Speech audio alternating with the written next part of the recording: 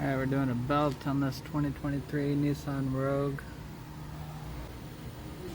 Got the double tensioner over the alternator.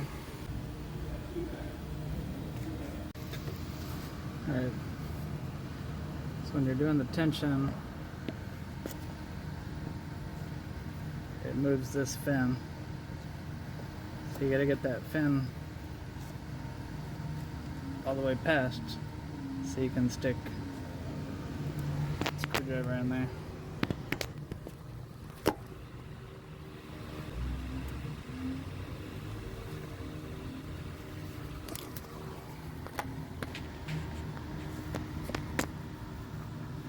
Like that, and it holds the spring load.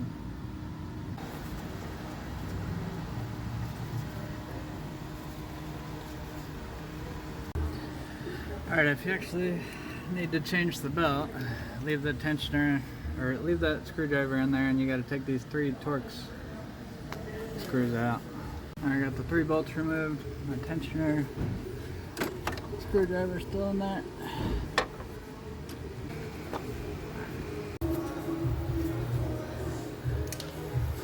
Alright, so I was able to maneuver it out once I got the tensioner off.